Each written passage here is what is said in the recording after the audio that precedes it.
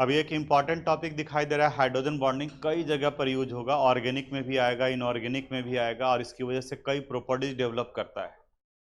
Hydrogen bond नाम से ही पता चल रहा है कि हाइड्रोजन के बीच के साथ में कुछ लगा हुआ है। यहाँ इनका डेफिनेशन बताता है कि अगर हाइड्रोजन मोस्ट इलेक्ट्रोनिगेटिव एलिमेंट, जैसे पूरे पीरियोडिक टेबल में सबसे ज्यादा इलेक्ट्रोनिगेटिविटी किसका होता है? फ्लोरीन का। दूसरे नंबर पर ऑक्सीजन और तीसरे नंबर पर नाइट्रोजन।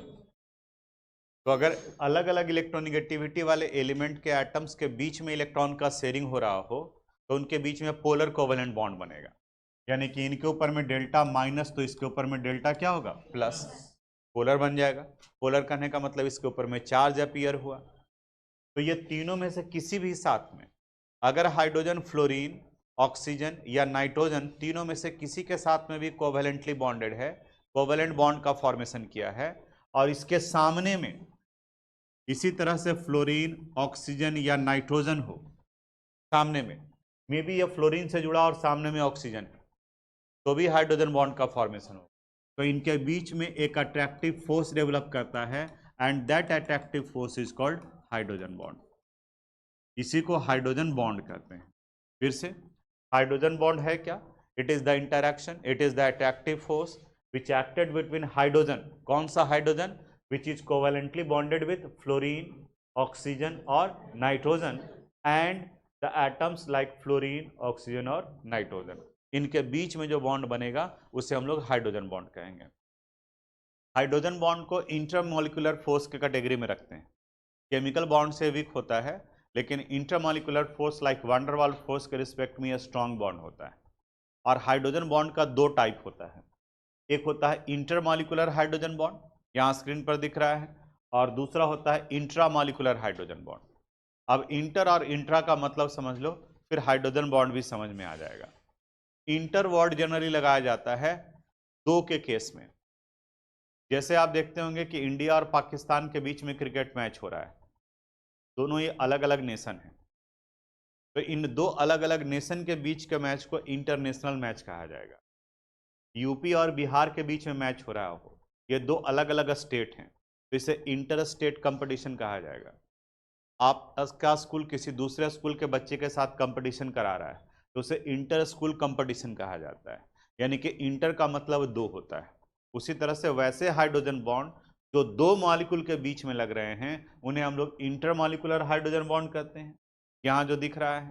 और वही अगर एक ही के अंदर में बन रहा है, आपका स्कूल किसी दूसरे स्कूल के बच्चों को इन्वॉल्व नहीं कर रहा है, अपने ही स्कूल के बच्चे के बीच में कंपटीशन करा रहा है, तो उसे इंट्रा स्कूल कंपटीशन कहा जाता है।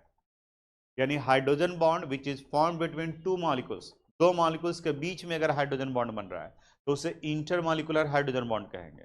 और अगर वो हाइड्रोजन बॉन्ड एक ही मॉलिक्यूल के अंदर बन रहा है तब उसे इंट्रामॉलिक्यूलर हाइड्रोजन बॉन्ड। इंटर और इंट्रा का मतलब समझ में आया? फिर से, जैसे अगर मान लिया कि हम किसी से हाथ मिला रहे हैं तो हमारे और उसके बीच का ये इंटरैक्शन इंटर कहा जाएगा। लेकिन अगर हम अपने ही हाथ को ऐसे पकड़े हुए हैं तब हमारा तो किसी के साथ इंटरैक्शन हुआ नहीं, तब इसे हम लोग क्या कहेंगे? इंट्रा कहेंगे। ये इंट्रा हो गया और वो क्या हो गया? इंटर हो गया।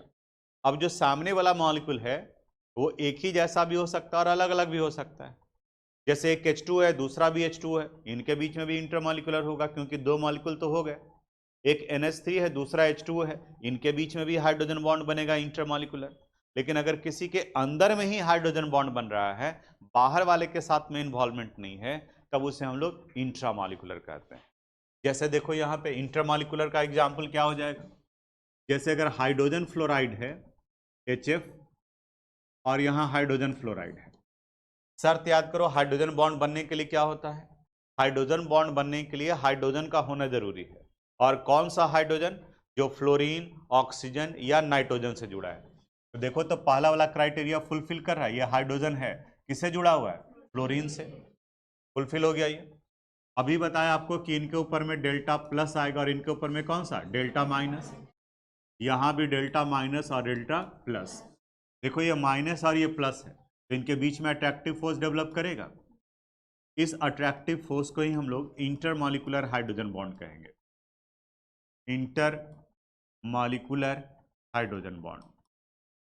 अब यहाँ इस इंटरमॉलिक्यूलर हाइड्रोजन बॉन्ड में ये दोनों मॉलिक्यूल आइडेंटिकल हो गए, लेकिन ऐसा कोई ज़रूरी नहीं है, अलग अलग भी रह सकते हैं।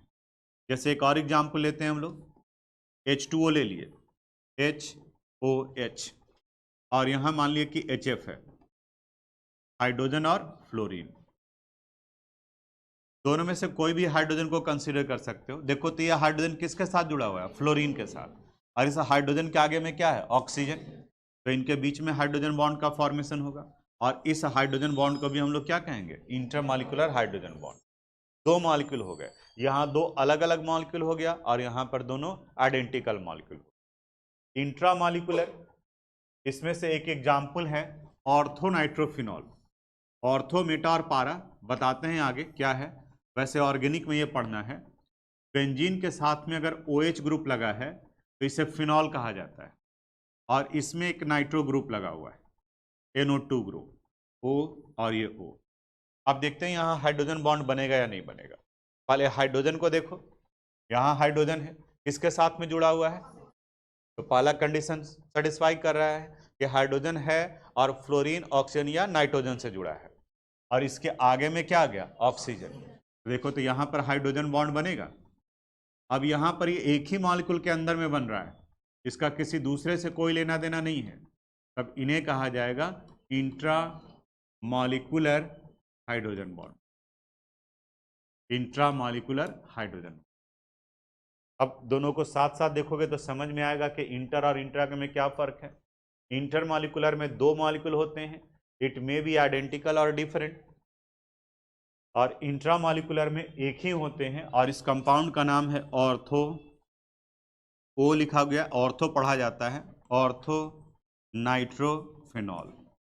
ऑर्थो, मेटा और पारा, ये तीन टाइप होते हैं। ऑर्गेनिक केमिस्ट्री जब हम लोग स्टार्ट करेंगे, पढ़ेंगे, तो वहाँ पर ये टर्म आएगा कि ये ऑर्थो है, ये मेटा है और ये पारा है। ये इंट्रामॉलिक्यूलर हाइड्रोजन बॉन्ड बना। अब डेफिनेशन लोग डिस्कस करने जा रहे हैं कि हाइड्रोजन बॉन्ड की वजह से क्या कुछ प्रॉपर्टीज नया डेवलप करता है जो बाकी के कंडीशन में नहीं है। जैसे सबसे पहले हम लोग मेल्टिंग पॉइंट और बॉइलिंग पॉइंट के बारे में बात करते हैं। मेल्टिंग पॉइंट और बॉइलिंग पॉइंट इंटरमॉलिक्यूलर फोर्स पर डिपेंड करता है। जैसे आप याद करो, मैटर के तीन फॉर्म, सॉलिड, लिक्विड और गैस। अगर इंटरमॉलिक्यूलर फोर्स वीकेस्ट है तो सब्सटेंस गैसेस फॉर्म में, और अगर स्ट्रॉन्गेस्ट है तो वो सॉलिड फॉर्म में। गैस से अगर ज़्यादा इंटरैक्शन है तो वो किस में चला जाएगा? लिक्विड में, और लिक्विड से ज़्यादा है तो वो सॉलिड में चला जाएगा। अब कहता है कि मेल्टिंग पॉइंट और बॉइलिंग पॉइंट किसी भी मेंबर्स का टॉप टू बॉटम यानी कि ऊपर से नीचे की तरफ में बढ़ते हैं तब वो इंक्रीज करता है।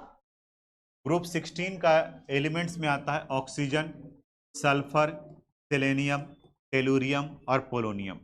पीरियोडिक टेबल में देखोगे तो ये ग्रुप 16 के एलिमेंट्स हैं। तो जनरल ट्रेंड ये होना चाहिए कि अगर इनके हाइड्राइड्स को लेके चलें हम लोग, H2O, H2S, H2Se, H2T, H2PO, तो टॉप टू बॉटम जाने पर मेल्टिंग पॉइंट, बॉइलिंग पॉइंट बढ़ना चाहिए। तो इनका ज़्यादा होना चाहिए, इनका ज़्यादा होना चाहिए, ऐसे। और यहाँ पर इसके बजाय ये ऐसे ट्रेंड हो जाता है। इन सब जगह पर कोई एक्सेप्शन नहीं है, क्योंकि सब में सिर्फ वान डेर वाल्स फोर्स लग रहा है। लेकिन H2O से भी ज़्यादा किसका होना चाहिए था? H2S का। लेकिन एक्सेप्शनली किसका हो गया? H2O का। ये सर नहीं समझे कैसे हो गया? अब देखो, H2S जो है वो गैस है, ये गैसियस स्टेट में एग्जिस्ट करता है, जबकि H2O लिक्विड स्टेट में एग्जिस्ट करता है। तो गैस और लिक्विड में बताओ तो कहाँ इंटरैक्शन ज़्यादा है? लिक्विड में। इसका मतलब यहाँ ज़्यादा इंटरैक्शन है। तो हुआ क्या कि H2O का स्ट्रक्चर अगर हम लोग देखें तो ये कुछ इस तरीके से H2O है, यहाँ ये H2O है, और H2S का स्ट्रक्चर ऐसे है, H2S। अभी जो बताए हैं कंसेप्ट हाइड्रोजन बॉन्ड का, उसको ध्यान में रखो। यहाँ हाइड्रोजन है और किससे जुड़ा हुआ है? ऑक्सीजन से, और इसके सामने भी क्या है? ऑक्सीजन। तो यहाँ हाइड्रोजन बॉन्ड बनेगा। अब बताओ तो यहाँ हाइड्रोजन बॉन्ड बनेगा कि नहीं बनेगा? यहाँ हाइड्रोजन है लेकिन किससे जुड़ा है? और हाइड्रोजन बॉन्ड बनने के लिए किससे जुड़ा होना चाहिए?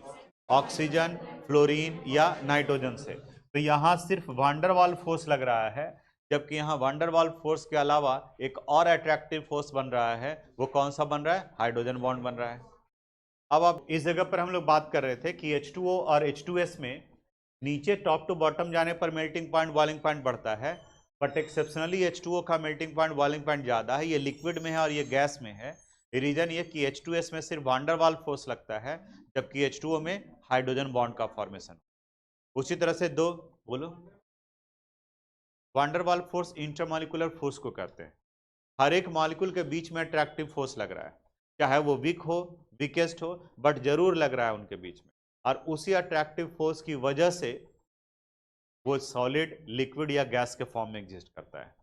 इसी का बाकी का आगे का टाइप है। ज़्यादा डिटेल से जाना होगा तो स्टेट्स ऑफ मैटर में देखोगे तो वहाँ पर आएगा dipole dipole interaction, dipole induced dipole interaction. ये सभी जो टाइप्स ऑफ इंटरमॉलिक्यूलर फोर्स में होते हैं, जिन्हें कलेक्टिवली वान डेर वाल्स फोर्स कहा जाता है। यानी अभी सिंपल इतना, वान डेर वाल्स फोर्स है क्या? It is the force which acted between constituent, which acted between molecules in a substance, जो मॉलिक्यूल के बीच में लगता है। ये सभी सब्सटेंस के बीच में लगते हैं, लेकिन यहां पर हाइड्रोजन बॉन्ड बन रहा है जो वान डेर वाल्स फोर्स से क्या है? स्ट्रांग है। दूसरा, ऑर्गेनिक कंपाउंड जनरली वाटर में इनसॉल्युबल होते हैं, they are soluble in organic solvent. Water में वही सॉल्युबल होते हैं जो आयोनिक नेचर का होता है, जो पोलर नेचर का होता है। जैसे सोडियम क्लोराइड को वाटर में डालोगे वो डिजोल्व हो जाएगा। लेकिन कुछ वैसे भी ऑर्गेनिक कंपाउंड हैं जो वाटर के साथ हाइड्रोजन बॉन्ड का फॉर्मेशन करते हैं, वो वाटर में सॉल्युबल होंगे। जैसे अल्कोहल, अल्कोहल देखो किसे कहा जाता है? कार्बन के साथ में अगर OH ग्रुप लगा हो और यहाँ पर ये वाटर मॉलिक्यूल है। अब यहाँ जरा देखो तो ये अल्कोहल हाइड्रोजन बॉन्ड बनाएगा कि नहीं बनाएगा? देखो तो इसमें हाइड्रोजन है और किसके साथ जुड़ा है? तो ये हाइड्रोजन ऑक्सीजन के साथ जुड़ा है और यहाँ सामने में ऑक्सीजन है, तो इनके बीच में हाइड्रोजन बॉन्ड बनेगा। तो वैसे ऑर्गेनिक कंपाउंड जो वाटर के साथ हाइड्रोजन बॉन्ड बनाते हैं, ऑर्गेनिक होते हुए भी वाटर में सॉल्युबल होंगे। लेकिन वो जो हाइड्रोजन बॉन्ड नहीं बना सकता है, जैसे आप बताओ तो यहाँ पर ये वाटर है, H2O है, और इस जगह पर मीथेन है, CH4 है। अब बताओ तो हाइड्रोजन बॉन्ड बनेगा या नहीं बनेगा? क्यों नहीं बनेगा? हाइड्रोजन तो है, हाइड्रोजन तो है, लेकिन ये किससे जुड़ा है? कार्बन के साथ। कंडीशन क्या था? यहां हाइड्रोजन है, ऑक्सीजन है, ठीक है, लेकिन इसके सामने में भी अगर ऑक्सीजन, फ्लोरीन या ये आपका नाइट्रोजन होता, तब उस कंडीशन में हाइड्रोजन बॉन्ड बनता। जैसे अगर हम लोग कीटोन की बात करें या अल्डिहाइड की बात करें, RC डबल बॉन्ड O और H, और इस जगह पर वाटर मॉलिक्यूल ले लेते हैं H2, ऊपर में देखो H2 और ये है। अब यहाँ हाइड्रोजन बॉन्ड बनेगा। देखो यहाँ हाइड्रोजन किससे जुड़ा हुआ है? ऑक्सीजन से, और इनके सामने में क्या आ गया? ऑक्सीजन। तो यहाँ हाइड्रोजन बॉन्ड बनेगा। हाइड्रोजन बॉन्ड बनने के लिए एक मॉलिक्यूल में वो हाइड्रोजन होने चाहिए जो ऑक्सीजन, फ्लोरीन या नाइट्रोजन से जुड़ा हो, और उसके सामने में ऑक्सीजन, फ्लोरीन या नाइट्रोजन हो, तो उनके बीच में हाइड्रोजन बॉन्ड बनेगा। तो अल्डिहाइड के बीच में हाइड्रोजन बॉन्ड नहीं बनेगा। ये अल्डिहाइड और ये भी अल्डिहाइड, इनके और इनके बीच में हाइड्रोजन बॉन्ड नहीं बनेगा। क्यों? क्योंकि यहाँ जो हाइड्रोजन है वो किससे जुड़ा हुआ है? कार्बन से जुड़ा हुआ है। अल्कोहल को देखो, यहाँ ROH और दूसरा भी है ROH। जरा सोच के बताना, दो अल्कोहल मॉलिक्यूल के बीच हाइड्रोजन बॉन्ड बनेगा या नहीं बनेगा? हाइड्रोजन बॉन्ड बनने के लिए पहला कंडीशन क्या है?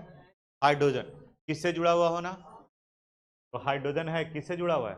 ऑक्सीजन, और सामने में क्या होना चाहिए? ऑक्सीजन, फ्लोरीन या नाइट्रोजन। तो देखो तो यहाँ पर इसके सामने में ये ऑक्सीजन आ सकता है, ऐसे अरेंज कर देंगे, ROH, यहाँ HOR। देखो तो दोनों अल्कोहल ही है ना, तो अब बना कि नहीं बना यहाँ हाइड्रोजन? तो दो अल्कोहल के बीच में हाइड्रोजन बॉन्ड बनेगा, अल्कोहल वाटर के साथ में हाइड्रोजन बॉन्ड बनाएगा, दो अल्कोहल और अल्कोहल के बीच में हाइड्रोजन बॉन्ड बनाएगा, तो इनका melting point, boiling point high हो गया। अल्कोहल वाटर के साथ अगर हाइड्रोजन बॉन्ड बनाएगा तो वाटर में सॉल्युबल होगा। इस तरह का प्रॉपर्टीज ऑर्गेनिक केमिस्ट्री में बहुत आता है। तो ये हाइड्रोजन बॉन्ड के बारे में बताएं कि हाइड्रोजन बॉन्ड की वजह से कुछ एक ऑर्गेनिक कंपाउंड होते हुए भी वाटर में सॉल्युबल होते हैं, और इनका मेल्टिंग पॉइंट, बॉइलिंग पॉइंट का वैल्यू ज़्यादा होता है। अब इससे रिलेटेड एक क्वेश्चन है, यहाँ स्क्रीन पर दिखाई दे रहा है। आपको ये बताना है कि इसमें कहाँ हाइड्रोजन बॉन्ड बनेगा और कहाँ हाइड्रोजन बॉन्ड नहीं बनेगा। ट्राई कीजिए आप इसको। करा identify the chemical substance which can form hydrogen bond. आपको बताना है कि इनमें से कौन कौन हाइड्रोजन बॉन्ड बनाएगा। तो हाइड्रोजन बॉन्ड बनाने के लिए कंडीशन क्या था? हाइड्रोजन कोवेलेंटली जुड़ा होना चाहिए किससे? फ्लोरीन से, ऑक्सीजन से और नाइट्रोजन से, वो हाइड्रोजन बॉन्ड बनाएगा। अब आप बताओ HF हाइड्रोजन बॉन्ड बनाएगा या नहीं बनाएगा? बनाएगा, क्योंकि हाइड्रोजन किससे जुड़ा है? फ्लोरीन से। ये बताओ HCl हाइड्रोजन तो है लेकिन किससे जुड़ा है? क्लोरीन से। यह हाइड्रोजन बॉन्ड नहीं बनेगा। CH4 में नहीं बनेगा। CH3OH में यहां बनेगा हाइड्रोजन बॉन्ड। HCHO में यहां भी आप बोल रहे हैं बनेगा। NH3 में NH3 नहीं बनेगा, यहां भी हाइड्रोजन बॉन्ड बनेगा क्योंकि नाइट्रोजन के साथ है ना। NH3 में नाइट्रोजन के साथ, H2O में, H2S में नहीं बनेगा। HCHO अभी बता रहे थे एल्डिहाइड के बारे में, स्ट्रक्चर देखो आप, HCHO का स्ट्रक्चर ये होता है, HC डबल बॉन्ड OH। अब बताओ यहां हाइड्रोजन बॉन्ड बनेगा कि नहीं बनेगा? क्या कंडीशन था? यहां सामने रखा हुआ है, हाइड्रोजन फ्लोरीन, ऑक्सीजन या नाइट्रोजन से जुड़ा होना चाहिए। यहां हाइड्रोजन किससे जुड़ा है? कार्बन से। इसका मतलब ये हाइड्रोजन बॉन्ड का फॉर्मेशन नहीं है। तो इस तरीके से आप आइडेंटिफाई कर सकते हो कि कहाँ हाइड्रोजन बॉन्ड बनेगा। जहाँ हाइड्रोजन बॉन्ड बनेगा उनका मेल्टिंग पॉइंट, बॉइलिंग पॉइंट अपने ही ग्रुप के दूसरे मेंबर के रिस्पेक्ट में ज़्यादा होगा। जैसे H2O का ज़्यादा हो गया H2S के रिस्पेक्ट में, NH3 का ज़्यादा हो जाएगा PH3 के रिस्पेक्ट में। ये एक्सेप्शनल कंडीशन है। Thanks for watching this video. अगर आपको कोई प्रॉब्लम है, अगर किस तरह का समझने में कोई दिक्कत है, तो आप मुझे मैसेज कर सकते हैं। हम अपनी तरफ से पूरी कोशिश करेंगे उसे रिप्लाई करने के लिए। अगर आपको ये वीडियो पसंद आया हो तो प्लीज़ इसे लाइक करें, सब्सक्राइब करें एंड शेयर करें। Thank you very much.